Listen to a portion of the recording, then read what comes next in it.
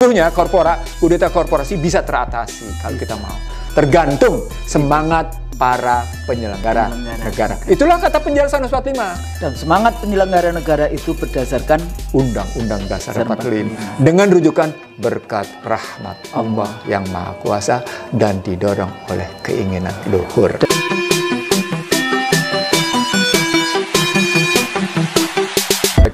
Saya baru mau mikir gitu. Kalau tadi penjelasan seperti itu bukan versus, iya, tapi dan artinya kita diinjek oleh dua. Nggak cuma satu ini, yang satu dengan diksi yang luar biasa kayak gitu kan, dengan 17 isu dari SDGs itu kan, yang no hunger, no poverty, gender, air, urban gitu. 17 pilar. 17 pilar yang kayak gitu. Kemudian yang satunya lagi infrastruktur, terus kemudian bikin military defense military di pertahanan pembangunan pangkalan militer ya. Kemudian dia masuk ke seluruh jaringan yang tadi ya, Huawei yang masuk luar biasa. Ya, betul sekali. Itu bantuan, itu namanya bukan bantuan, itu surveillance. Paham nggak? Itu surveillance dengan mudah kau buka hanya karena korupsi sebetulnya. Itu makanya saya pernah ngasih lihat bukunya sama Anda kan, The Age of Capitalism Surveillance. Saya ingin mengatakan pada Anda, kajian ini sudah ada menjelang tutup abad 20. Karena memang sedang terjadi pertarungan tajam dari cara berpikir Huntington yang sesungguhnya akan melahirkan implikasi dalam. Jadi ketika Huntington bicara di Clash of Civilization lalu kemudian Age Culture dengan Harrison posisi kajiannya, orang sudah melihat ini benturannya luar biasa nih gitu. Nah, agar tidak terjadi benturan gimana? Nah, itulah dibikin kebijakan-kebijakan yang dalam tanda petik lebih memaksa daripada agama. Jadi secara akademik mereka sesungguhnya sudah mikir, Husnul, bahwa ini akan melampaui dari kewenangan agama. Agama Anda boleh beragama, boleh tidak.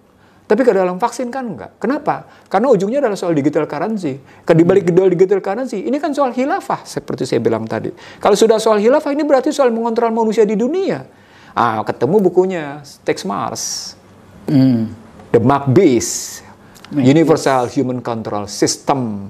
Nah, itulah tadi yang disebut. Dan dia bisa depopulation, bisa kemudian diawasi kita jadi zombie robot yang kayak gitu. Walking Dead. Terus kemudian kita masuk di dalam satu sistemnya, mau yang dari belanja pergi kemanapun kita yang di surveillance dan sebagainya itu. Nah, what can I do, what can we do? Sepertinya kan gini, selama itu tidak ada selama sistem yang dibangun itu tidak ada cantolannya ke atas, jangan takut. Gitu ya, kita punya Allah, kita punya doa, kita punya ketakwaan yang kemudian terus-menerus harus dikaji kan di dalam konteks itu. Nah, ini yang selalu saya berpikir Bang di beberapa video kita kan. Jadi gimana nih kalau dari pemikiran kita ICT war, ICT literacy. Jadi kalau kita paham dengan literasi, dengan apa sebetulnya di balik ICT itu tadi, kita kemudian kan bisa masuk dengan pemikiran-pemikiran pemikiran yang itu berdasarkan Quran dan hadis ya di dalam konteks ini. Nah, di sini letaknya bagaimana setiap langkah kita itu tentu saja harus, misalnya kalau kayak vaksin, ada rame apakah vaksinnya ini halal atau tidak dan sebagainya. Kenapa pusing dengan halal atau tidak? Kita punya yang namanya walaupun itu di Indonesia cuma beberapa ini ya. Kenapa nggak bikin dengan yang halal kayak gitu, daripada kita berantem halal atau tidak. Nah, hal-hal seperti itu kan mungkin bisa dibangun kalau kita percaya ya. Oke, jadi kalau bisa nggak kita ngebangun bagaimana alternatif? Kita selalu mencari alternatif kan, Bang. Kita tidak cuma atau bagaimana kita keluar dari orang selalu bicara vicious circle. Ya, orang selalu ngomongin lingkaran setan atau ini the devil advocate. Saya udah lama nggak mau mengatakan ini the devil advocate. Saya selalu kalau ini sebagai satu masukan, saya selalu ngomong this is the angel advocate. Jadi daripada saya the devil advocate. Devil kan masa kita devil kayak gitu, kita the angel advocate. Gitu. Kita memberikan masukan-masukan yang berguna dan itu berdasarkan kepada ayat-ayat Allah. Kalimat sederhananya saya jawab, Husnul. Kembali dulu ke Undang-Undang Dasar 45. Oke. Jadi kembali dulu terutama pembukaannya ya. Iya, terutama kata pembukaannya. Jadi kembali dulu ke Undang-Undang Dasar 45 dengan paradigmatik, bebaskan dari ketertindasan, bebaskan dari kebodohan, kemiskinan, ketimpangan dan kehinaan. Jadi itu paradigmatiknya, filosofinya itu tadi, paradigmatiknya begitu. Maka yang diperlukan berikutnya adalah soal bagaimana teorinya. Seperti saya bilang, saya ngebangun teori modal sosial dengan modal finansial. Yang dikata kunci modal sosial adalah soal leadership. Sementara di modal finansial bukan cuma sekedar 4M, tapi ditambah dengan big data. Nah, semuanya tidak dalam posisi saling melampaui satu sama lain. Itu bisa dibangun dengan cara modal sosial adalah modal finansial, modal sosial adalah sinergi dengan modal finansial, tetapi di modal sosialnya harus ditentukan oleh kepemimpinan yang benar. Yang kedua, di modal finansialnya harus digunakan data yang akurat, tingkat akurasinya tinggi, dalam rangka memanage 4M. Tadi ya, soal money, gitu kan, manajemen, kita terusin gitu, soal matching, gitu. Nah, era sekarang sesungguhnya era di mana orang tidak lagi sekedar mencari genuinitas of the truth, the origin of the truth, gitu ya, posisi. Bukan sekedar kebutuhan akan genuinity of the truth, atau tadi istilah saya original the truth posisinya. Suatu kebenaran yang origin, satu kebenaran yang genuine. Hakiki. Itu bahasa sederhana Anda. Tetapi orang juga butuh kehakikian tadi, itu ketemu dengan ma'rifatnya. Jadi kalau cuma sekedar kehakikian tanpa kemakrifatan, maka dia tidak konsisten. Dia tidak istiqomah kalau bahasa sederhananya. Dia mungkin ada korespondensi, dia mungkin ada koherensi, tapi dia tidak punya kebaikan. Jadi itu makrifatnya. Nah, baru kemudian ditentukan tentang bagaimana strateginya, bagaimana kebijakannya. Jadi dalam bahasa sederhana saya, hakikat, makrifat dan syariatnya, syariat sebagai sebuah bentuk strategi dan kebijakan itu melahirkan apa yang disebut dengan kedamaian kehidupan. Maka muncul pertanyaan, apakah kebijakan-kebijakan yang melahirkan pengawasan dari sistem kapitalisme terhadap seluruh masyarakat dunia itu melahirkan kebaikan? Kebaikan, keadilan, kebebasan, ketentraman. Semuanya enggak. Jadi selama ini konsep demokrasi itu juga begitu, keadilan, fairness, openness, ini enggak juga, transparansi, accountability, enggak semuanya. Kalau pakai istilah mereka fairness, responsibility, accountability, and transparency. Nah, kalau pakai istilah mereka. Oke lah, kita terima. Makanya tadi ketika di video sebelumnya ketika Anda merujuk pada Westminster, lalu saya naikin ke Good Corporate Governance, mestinya mereka ketika bicara SDG, balikin aja ke Good Corporate Governance. Bukan cuma sekedar bicara Triple P, yang sebenarnya semu ketika bicara itu. Gitu. Nah, dari konstruksi ini, Husnul, Belt and Road Initiative, dan tadi ya, kita bicara dengan SDG, sesungguhnya dia cuma sebuah sarana bagi negara-negara mempertahankan posisinya di panggung dunia. Itu poinnya. Jadi masing-masing negara, istilah saya, G7 dengan OECD-nya mempertahankan posisinya sebagai kekuatan dunia, kekuatan global. Disaingi oleh Cina dengan mitra-mitranya. Mitra utama Cina adalah Korea Utara. Maka tadi ketika Anda bicara nuklir, saya pernah sampaikan tentang bagaimana Korea Utara sudah punya Hwasong. Hwasong itu menjangkau dari sampai ke Alaska bahkan. Jadi sudah mencapai 8.000 km dari Pyongyang. 8.000 km. Bahkan ketika Cina kemarin melakukan uji coba nuklir lagi, itu mengejutkan. Dan begitu juga ketika Korea Utara melakukan lagi uji ICBM, Intercontinental Ballistic Missile, yang sampai akhirnya menimbulkan protes dan ancaman embargo kembali. Dalam bahasa yang lain, perang yang muncul bukan cuma sekedar perang kelembagaan, tapi juga muncul perang militer. Tetapi kekuatan perang militer ini sesungguhnya cuma sekedar memunculkan bargaining position. Nah, dalam rangka kerjasama khilafah. Udah, Anda ngambil wilayah sini, kami wilayah sini, kami ngambil begini, Anda ngambil begini, gitu. Bargaining position aja. Posisi Jadi tawar negara sebetulnya dunia itu sudah dikapling-kapling. Betul. Ya, dikapling-kapling. Ya. Kemudian tinggal ngikut yang mana ini, Iya, kayak gitu kan. iya. Dan ini kita dikaplingnya sudah dikapling oleh ini, ditimpa lagi dikapling oleh itu. Sadar nggak kita? Jadi wajar kalau Greenpeace ngomongnya begitu soal climate change. Wajar kalau Greta itu ngomongnya Thunberg itu menantang sampai kayak gitu. Gitu. Karena pada hakikatnya memang ada problematik bahwa rumusan-rumusan yang dilakukan lewat global climate change, lewat COP26 misalnya gitu ya, itu sesungguhnya tidak bebas kepentingan dari G7 tadi, dan lebih kuat bahkan dari kepentingan G7, karena G7 yang punya posisi tawar. G7 yang punya posisi tawar, OECD yang punya posisi Tapi tawar. mereka juga tetap dengan capital accumulation juga kan sebetulnya. Ya itu tadi kan saya bilang. Iya. Bagaimana tabungan global, investasi global. Jadi itu capital accumulation. Kalau sudah total capital accumulation, greedy is good. Greedy is good. Baliknya ke situ. Dikumpulin semua, kayak misalnya kenapa Amerika sebenarnya juga punya sumber alam minyak. Kenapa dia bangun yang bagus-bagus, diisi semua, dipikir nanti kalau kiamat mereka masih punya kan. Sebetulnya cara pandangnya itu ya ketakutan-ketakutan tersendiri karena mungkin kurang kuat pegangan kepada di atas. Mau lari gitu. dari keputusan itu, mau lari dari keputusan yang atas, mereka mau lari. Sama aja juga lah. Tadi kan enggak, ini penting juga Bang. Kadang-kadang kan kalau saya bicara Palestina, pasti kan saya juga tetap membahas tentang kontestasi peradabannya antara Yahudi dan Islam. Oh, nggak ada urusan agama, ada. Ada, karena kurang referensi dia, Husnul. Nah, kayak gitu. Saya referensinya begini nih banyak sekali. Iya, nggak maksudnya balik lagi di dalam konteks pertarungan-pertarungan itu juga larinya peradaban. Cuma sayangnya kalau memasukkan misalnya dari yang poros Jakarta Beijing ini, peradabannya di mana? Karena kalau yang Yahudi, Islam, Nasrani itu kan di dalam konteks yang mudah untuk dilihat. Peradabannya satu, single party. Iya.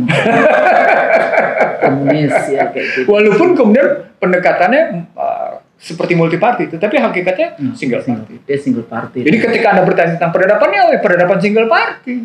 Kalau Anda bicara Jakarta, fasism. Iya, yang balik lagi. Iya. Tapi ternyata yang demokrasi yang selalu dianggap yang tadi kebebasan dan sebagainya, it's also fascism. Iya. Akhirnya kan memaksa untuk supaya diterima, tunduk di seluruh dunia dengan cara injak kaki gitu ya. Tapi mulainya dengan bahasa-bahasa, pilihan-pilihan diksi, pembangunan, kayak gitu ya, globalisasi, kemudian apa namanya? Build back better world. Kayak gitu kan, tata kelola dunia baru, New World Organization, One World Governance. Jadi istilah awalnya adalah New World Organization, lalu berlanjut menjadi One World Governance. Nah, One World Governance itulah sesungguhnya yang saya bilang tadi, pusat pemerintahan dunia, One World Governance. Kan basisnya ada NWO di Washington.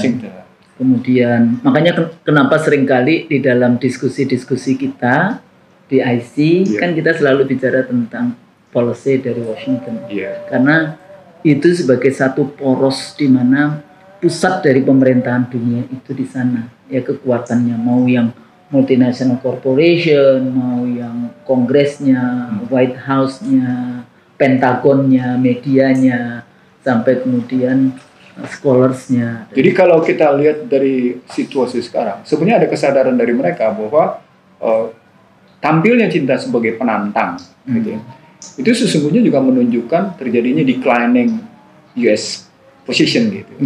Jadi ada semacam posisi Amerika yang mengalami penurunan menurut mereka. Kalau saya bilang enggak. Kalau saya bilang soal bukan terjadi, tapi Cina memang dengan sistemnya mencoba merangkak terus. Karena kan pertama kali Cina masuk ke WTO atas rekomendasi Amerika. Atas 94 itu direkomendasikan oleh Amerika. Jadi kalau kita ambil secara fair analisisnya, dia nggak decline, buktinya dia tetap punya hulu ledak nuklir paling banyak di dunia. Hulu ledak nuklir paling banyak di dunia adalah Amerika. Yang tetap menguasai. Dan dia bikin regulasi dunia melalui UN yang boleh punya nuklir cuma dia saja. Iya. Termasuk Israel. Ya, Israel. Lalu selain itu dia juga menguasai Dewan Keamanan PBB. Ya. Dia juga melalui Sekjen PBB. Dikuasai. Amerika cuma satu yang apa? SIDO, perempuan. Gitu ya. Ya, jadi waktu ada International Conference di Guadalajara, 105 negara, waktu itu saya salah satu pembicara di sana. Jadi mereka, teman-teman itu banyak yang mengatakan, oh kita menuntut Amerika untuk mendapatkan, untuk meratifikasi SIDO. Ya semua elimination of violence against women. Ya, Indonesia sudah sejak 84 meratifikasi itu. Saya yang bilang, oh we don't need United States. Sekali Amerika juga meratifikasi SIDO, seluruh komponen di UN itu Amerika mendominasi. Saya bilang, hah? Gitu, orang pada kaget kayak gitu. Nggak perlu kita, Amerika nggak usah. Karena ini satu-satunya Amerika yang tidak mendominasi di dalam konteks isu perempuan. Saya nggak tahu ya, sekarang sudah meratifikasi atau belum? Belum. Tapi kan mereka, dengan mereka masukin Kamala Harris sebagai Vice President. Kemungkinan itu kan, segera. Mereka mau nunjukin. Isu. Mereka mau nunjukin. Apalagi kemarin ketika Hillary Clinton sebagai capres calon ya. Jadi sesungguhnya mereka mau menunjukkan bahwa perempuan juga memang tadi violence against women itu sudah nggak ada. Nah dari kerangka itu Husnul ya, jalur Jakarta Beijing, jalur Jakarta Washington dalam perspektif kudeta korporasi tetap basisnya adalah materialisme. Iya. Tidak lari dari situ. Itu. Jadi khilafah yang mereka bangun sebenarnya khilafah materialisme. Nah sekarang suka tidak suka, sesungguhnya pembelajaran itu tidak datang dari mana-mana, datang dari Al-Quran. Jadi ada kesadaran sesungguhnya diri mereka bahwa sistem berpikir yang ada dalam Al-Quran itu luar biasa, dan mereka mengadopsinya, tapi diberikan muatan kepentingan mereka, bukan muatan kepentingan yang mempersatukan umat manusia lewat ajaran Allah gitu, yang disampaikan kepada Muhammad. Gitu soalnya mungkin mereka nggak sukanya Muhammad Sallallahu Alaihi Wasallam itu persoalannya kan, karena ini menjadi satu alternatif governance. Atau mereka tidak suka dengan Muhammad keturunan Arab. Harusnya kalau dia Yahudi coba, kalau dia Israel kayak gitu, Bani Israel, wah udah beda. Padahal tetap aja kakeknya kan, kalau Nabi Ibrahim enggak ya, Nabi Ibrahim yang Israel itu Yakub. Iya. Jadi lain kan? Israel itu Yakub. Salah satunya kan anaknya Yehuda. Beda jadi, kok. Beda. Jadi ini pertarungan itu, tapi dan itu tidak terus berjalan. Betul, itu yang saya mau bilang. Betul. Jadi tidak akan pernah berhenti. Nggak pernah berhenti. Jadi umat Islam, manusia Indonesia, warga negara Indonesia, umat manusia di Indonesia sadar bahwa ini kita menjadi diinjak. Kalau tadi di judul pada saat saya memulai video ini, saya bicara tentang obor versus SDGs, tapi sesungguhnya obor dan SDGs. Di mana posisi kita? Diinjek dua-duanya. Kalau kita juga mengikuti perspektif materialisme, kita nggak akan kemana-mana. Ya. Jadi jadilah pejuang. Gimana kalau kita berjihad itu mati syahid atau hidup mulia kayak gitu? Cuma pilihannya cuma takut lagi dibilang oh ini dua orang radikal lagi. Tapi kembali lagi. Bukan. Kalau saya bilang bukan soal dua orang radikal. Ini kita punya keyakinan atas dahsyatnya kata pembukaan yang memberikan paradigma bahwa kita dalam harus Undang-Undang Dasar yang memerintahkan, yang memandatorikan kita, mengamanatkan semua pemerintahan semua rakyat Indonesia ketuhanan yang Maha Esa. Memandatorikan 5K, bebaskan dari ketertindasan. Sekali lagi saya ulang, bebaskan dari ketertindasan, bebaskan dari kebodohan, kemiskinan, ketimpangan, kehinaan. Itu. Jadi harusnya diambil itu. Kemerdekaan adalah hak segala bangsa. Apa artinya? Nggak boleh tertindas. Makanya penjajahan harus dihapuskan dari muka bumi. Bukan dari muka Indonesia loh. Muka bumi. Muka bumi. Dan kita tujuan bernegaranya melindungi segenap tumpah darah. Jadi kalau tumpah darah itu nggak cuma manusia, hutannya, gambutnya, ya kan, sungainya, sumber alamnya, jangan kemudian dikeruk, keruk dengan ketamakan yang luar biasa, kayak gitu. Untuk apa sih? Untuk apa gitu? Mau kaya seberapa kaya? Mereka pikir kekayaan itu akan membawa mereka bawa mati. Bukan bawa mati. Kaya katanya, kata Bang Nursi itu kaya ternyata juga tidak bisa mempertahankan hidupnya, mati juga kayak gitu kan. Dipikirnya kalau udah kaya kita kemudian bisa menunda kematian. Enggak juga. Ada 2 contoh itu. Ada 2 contoh. Steve Jobs waktu itu. Steve Jobs sama Stephen Hawking.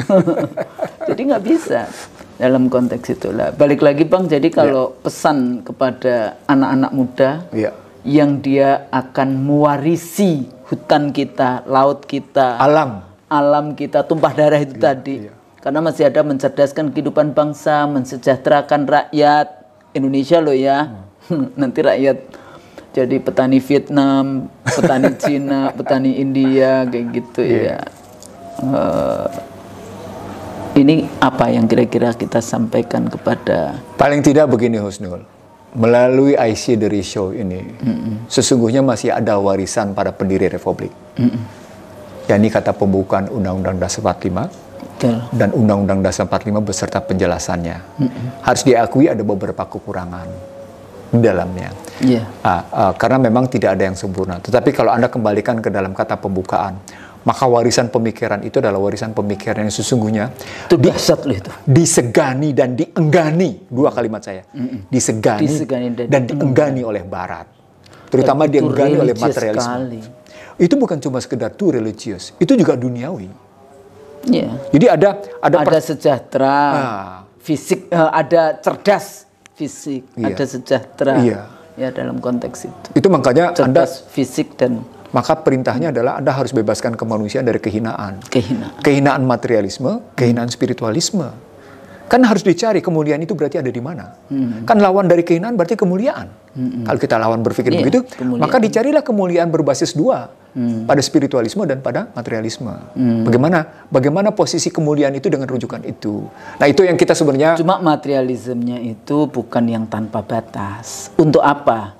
Materialisme, materi yang kita kumpulkan adalah untuk kebahagiaan di akhirat. Pasti. Bukan hanya di dunia saja. Ada kalimat pentingnya. Dia cuma langkah. Jadi kalau kita tujuannya, niatnya itu akhirat, kita pasti dapat dunia. Kan kayak gitu kan. Teorinya Tuhan ini kan begitu. Kalau kau niatnya itu untuk akhirat, kau pasti dapat dunia. Tapi kalau kau cuma dunia saja, ya dunia saja. Tapi kalau kau dunia untuk akhirat, itu juga udah bagus. Supaya kita punya materi cukup untuk sedekah, untuk zakat, untuk membangun sekolah, kayak gitu, ngurusin anak yatim. Untuk mencerdaskan dan menyejahterakan. Gitu. Dan membangun rasa keadilan. Serta kehinaan tidak terjadi disebabkan posisi diri tetap menunjukkan keberadaan yang cukup secara material. Dan kita nyarinya juga harus dengan cara halal kan? Nggak boleh mendolimi pihak lain. Alam dan mendolimi teman gitu. Orang kayak gitu kan. Ke dalam bahasa Al-Quran. Kalau PCA 1,1 juta itu dolim. Saya tadi tanya, wah kesel Mbak katanya. Enaknya diikhlaskan enggak ya ini? Gue ridho enggak ya ini? Ya sebetulnya sih enggak ikhlas, tapi ya sudahlah, silahkan menikmati kayak gitu. Kita serahkan aja kepada yang di atas gitu, mau diapain kayak gitu. Husnul, rezeki yang diraih dengan cara-cara menikmati dari kesulitan orang lain. Saya ulang ya, rezeki yang dinikmati dari kesulitan orang lain adalah sesungguhnya bukan rezeki, dia adalah penyakit. Iya, ingat itu. Dia adalah penyakit, Husnul. Jadi carilah, sebenarnya bukan nyari, jemputlah rezekimu dengan cara halalan thayyiban. Halalan thayyiban. Itu termasuk menjadi anggota DPRD, menjadi presiden, menjadi gubernur, menjadi bupati, itu rezeki juga. Anggota DPR, itu rezeki juga. Dipikir rezeki cuma materi, enggak. Jabatan juga rezeki. Jadi menteri, jadi semuanya itu adalah rezeki. Jangan Anda jemput rezeki Anda dengan cara-cara mendolimi tadi. Dengan cara apa tadi, Bang Nursi? Ulangi. Ini penting itu. Kalimat itu tadi penting sekali. Halalan thayyiban. Sebenarnya bukan hanya halalan thayyiban. Kalau kita ngambil dalam konstruksi kudeta korporasi. Yang pertama, struktur hak milik secara benar. Jadi artinya tidak ada dominasi penguasaan sumber daya kalau di sana, istilah Anda tadi. Struktur hak milik itu ada milik negara, Ada milik private, ada milik masyarakat, ada milik komunitas, ada milik keluarga dan individu. Ini distrukturkan. Tetapi komunitas itu korporasi dan kelompok sosial tertentu, total asetnya itu tidak melampaui negara. Karena negara merupakan representasi untuk mewujudkan keadilan keseluruhan. Itu artinya jenis barangnya dibedakan atas 3 minimal. Public goods, commercial goods, and quasi-nya. Lalu berarti dia menentukan pada 5 hal. Pada posisi bagaimana penyelenggaraan pemerintahan atas posisi itu, bagaimana posisi pasarnya, lalu bagaimana kebijakan internasionalnya, bagaimana nilai uangnya, bagaimana para pelakunya. Ini dibikin sedemikian rupa. Itu berarti pasal 33-nya tentang negara Undang-Undang Dasar 45. Undang 45 itu distrukturkan sedemikian rupa pada ayat 1-nya, ayat 2 dan ayat 3-nya, tapi tidak pakai ayat 45 ya. Nah, itu jadi asli, sebenarnya ayat pasal 33 yang asli. Artinya mengatasi kudeta korporasi seperti saya bilang, kembalikan saja ke ekonomi konstitusi. Kembalikan ke ekonomi konstitusi. Jadi selain tadi halalan toyiban, kita kembalikan ke ekonomi konstitusi. Ekonomi konstitusi itu sebetulnya pada level yang operasional. Operasional. Jadi sudah diturunkan di dalam konteks komitmen berbangsa. Itu yang saya bilang berkali-kali sama Anda, Husnul. Anda mungkin ingat ketika berdebat di PIM yang saya bilang, bagaimana saya bilang Anda cuma punya filosofi dan ideologi. Saya sudah punya aplikasi, saya sudah punya konsepsi, saya punya teori, dan saya punya bukti. Begitulah kalau bicara. Jadi sesungguhnya kudeta korporasi bisa teratasi kalau kita mau. Tergantung semangat para penyelenggara negara. Itulah kata penjelasan 45. Dan semangat penyelenggara negara itu berdasarkan Undang-Undang Dasar 45. Dengan rujukan berkat rahmat Allah yang Maha Kuasa dan didorong oleh keinginan luhur. Dan pemerintahan ini diatur berdasarkan ketuhanan yang Maha Esa, kemanusiaan yang adil dan beradab, persatuan Indonesia, dengan kebebasan bagi pemeluk untuk menjalankan kepercayaannya itu.